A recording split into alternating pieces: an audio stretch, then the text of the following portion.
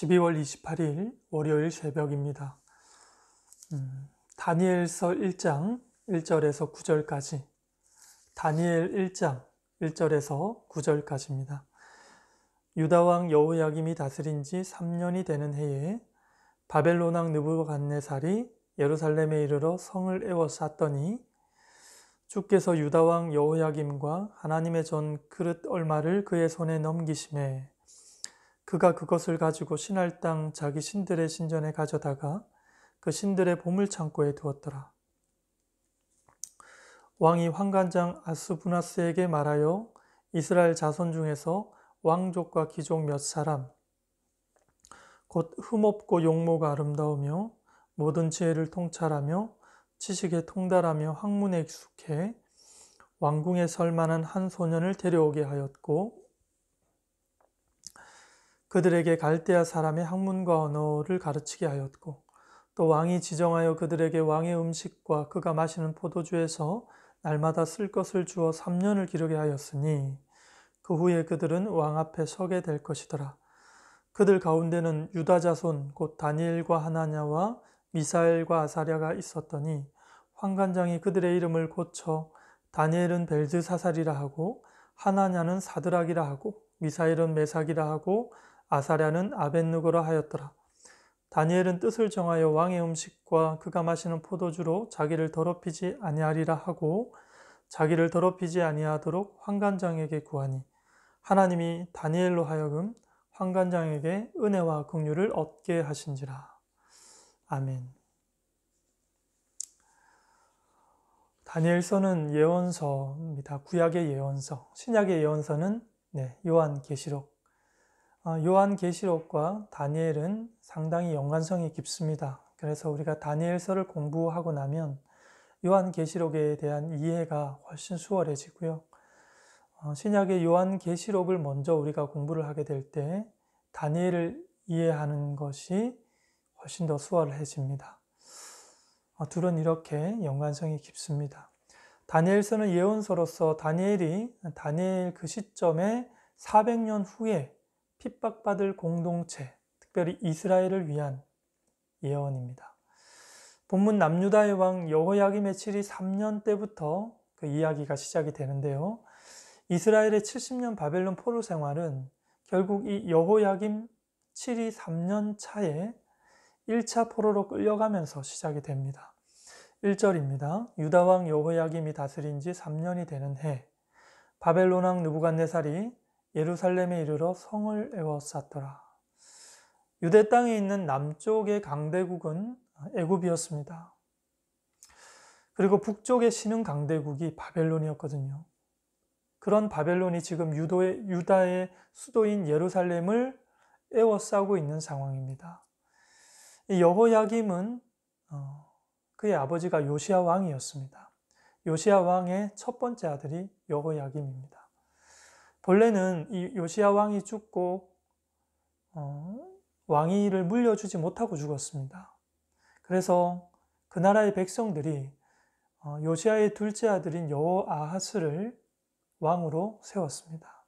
그런데 이 소식을 들은 애굽 왕이 강제적으로 여호아하스를 왕위에서 폐위시켜버리고 그의 첫째 아들인 여호야김을, 본래 이름은 엘리야김이고요. 이 엘리야김을 이름을 바꾸어서 여호야김으로 해서 유다 왕으로 세우게 됩니다. 그래서 여호야김은 처음부터 자신을 유다의 왕으로 세워준 애굽 편에서 아마 통치했을 것입니다. 그래서 친애굽 정책으로 왕으로서의 통치를 이끌어 갔을 것입니다. 성경은 여호야김을 아주 악한 왕으로 그렇게 표현하고 있습니다. 이유는요, 예전에 예레미야 선지자가 바벨론을 배반하지 말아라, 바벨론과 친바벨론으로 그렇게 연을 맺어라 하는 이 하나님의 말씀이 담긴 두루마리를 예레미야 선지자가 왕에게 전달했습니다. 근데 이 여호야김 왕이 그 두루마리를 불태워 없애버렸습니다. 그건 말도 안 된다 하면서. 그래서 남유다는 애굽이 있어 보호받을 거라는 자기 나름대로의 계산이 있었기 때문에 그랬을 겁니다. 그 당시 하나님 말씀은 이 바벨론의 명령에 순종해서 순순히 바벨론에 귀숙되어라 라는 그런 뜻이었고, 그것을 남유다의 왕이 거절한 겁니다. 바벨론이 예루살렘을 에워싸니까 유다 군인들이 어떻게 했겠습니까? 깜짝 놀라서 성문을 그냥 열어줍니다. 그래서 큰 싸움 없이 이 여호야김 3년차 때 유다 백성들이 1차 포로로 바벨론으로 끌려가게 되는데, 그때 끌려가게 된 많은 사람들이 귀족과 왕족 출신의 사람들입니다. 그 귀족과 왕족 출신에 해당되는 사람들 중에 이 다니엘과 그의 친구들이 함께 포함되어서 그렇게 바벨론으로 끌려가게 됩니다. 이때 하나님의 카메라는 이제 유다 땅에서 바벨론으로 옮겨지게 됩니다. 3절 4절입니다. 왕이 환관장 아스부나스에게 말하여 이스라엘 자손 중에서 왕족과 귀족 몇 사람, 곧 흠이 없고 용모가 아름다우며 모든 지혜를 통찰하며 지식에 통달하며 학문에 익숙하여 왕궁에 설 만한 소년을 데려오게 하였고 그들에게 갈대아 사람의 학문과 언어를 가르치게 하였더라. 당시 왕의 지신을 받던 이 환관장은, 우리가 환관장 그러면 내시, 힘없는 자, 결혼 안 하는 사람 이렇게 표현하는데, 이 바벨론에서 환관장 그러면 기본적으로 내시들의 우두머리로서 결혼도 했고요. 그리고 그 환관장의 바벨론식의 이름의 뜻이 지도자라는 뜻도 있습니다. 그래서 힘 있는 자, 지도자로서 환관장이었습니다. 그래서 이 느부갓네살은 이 힘 있는 지도자, 이 환관장을 세워서 유다에서 데려온 젊은이들을 포로처럼 대하지 않았어요. 그들은 강제 수용소에 넣지도 않았습니다. 오히려 이 환관장을 통해서 바벨론 사람으로 그들을 만들어 가기를 원했던 것이죠. 5절, 6절 말씀입니다.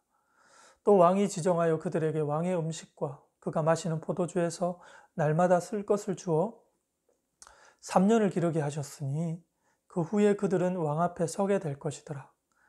그들 가운데는 유다 자손 다니엘과 하나냐와 미사엘과 아사랴가 있었더니, 바벨론 사람의 언어와 학문을 익히는데 3년이라는 시간이 주어졌습니다. 그들 중에는 다니엘과 하나냐, 미사엘 그리고 아사랴가 있었습니다. 오늘 본문에서 다니엘과 관련해서 두 가지 사건을 우리가 만나게 됩니다. 첫 번째 사건은 7절입니다. 환관장이 그들의 이름을 고쳐 다니엘은 벨드사살이라 하고 하나냐는 사드락이라 하고 미사엘은 메삭이라 하고 아사랴는 아벳느고라 하였더라. 바벨론식 이름으로 강제 개명하는 사건이 있었습니다. 히브리어로 다니엘은 하나님이 재판하시다 이런 뜻이죠.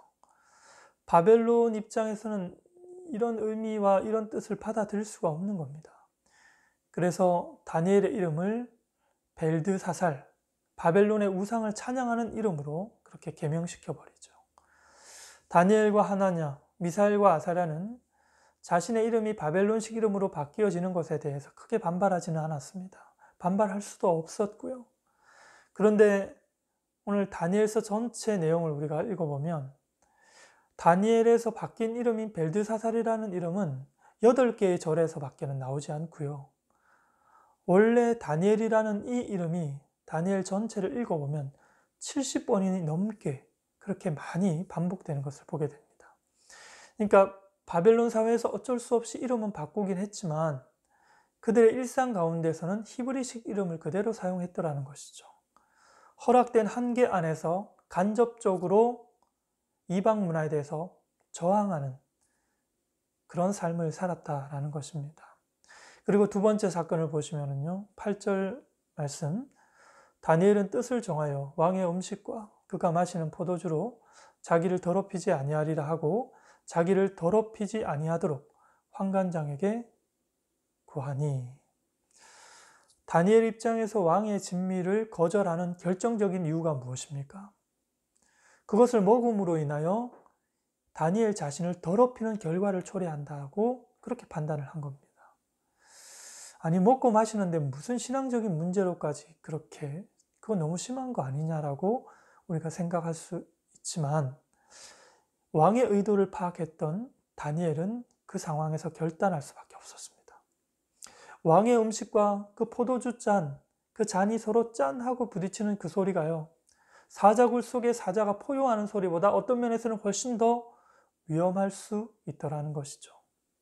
실제로 바벨론의 식습관을 보면은요, 이 바벨론 사람은 먼저 자기가 먹는 음식을 먹기 전에 자기 신에게 그 음식을 먼저 드리고, 그리고 드린 음식을 자신들이 그 다음으로 섭취하는 이런 생활 습관이 있었습니다. 다니엘은 이런 바벨론의 생활 습관을 거부하고 있는 것입니다. 그래서 대부분의 음식은요, 사실상 성경의 그 레위기법에서 다 어긋나는 것들입니다. 당시 이스라엘 사람들이 부정하다고 생각하는 그런 고기들이 바벨론 식탁에 늘 올라왔다는 것이죠. 그러나 가장 중요한 건 먼저 음식을 어떻게 해요? 신들에게, 우상들에게 바친 음식을 저들이 섭취했다는 것, 그것 때문에 그렇습니다. 이런 음식을 먹는 것은 우상 숭배에 참여하는 것과 같다라고 다니엘은 판단한 것입니다. 이런 식탁에서 만약에 우리가 그런 상황에서 식사 기도를 하게 된다면 어떻게 여러분 우리가 기도할 수 있습니까? 다니엘 입장도 마찬가지죠. 하나님이 우리 식탁의 주인이라고 고백할 수 없는 상황인 것이죠.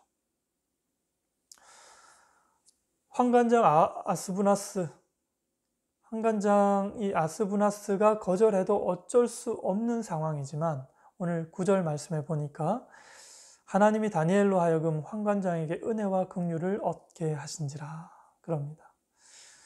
다니엘 그러면 우리는 제일 먼저 사자 굴 속에 다니엘을 제일 먼저 떠오릅니다. 가장 큰 사건이고 우리에게 알려진 사건입니다. 그러나 여러분, 사자굴 속에 들어가는 사람은 아주 극소수의 사람들입니다. 굳이 그런 무서운 곳에서 우리의 믿음을 증명할 필요가 없습니다. 특별히 오늘날 같은 경우는 더더욱 그렇습니다.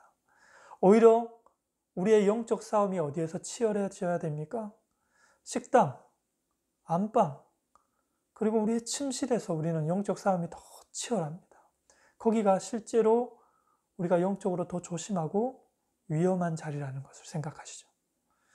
더군다나 지금 같은 이 코로나19 팬데믹의 시대에 우리의 가정과 학교, 사무실, 길거리, 매일의 사업이 펼쳐지는 바로 그 현장이야말로 우리의 영적 싸움에 치열한 곳인 것이죠. 우리는 우리의 삶의 현장에서 우리의 믿음을 증명하는 싸움을 부족함 없이 싸워내셔야 할 줄 압니다. 기도하겠습니다. 아버지 하나님,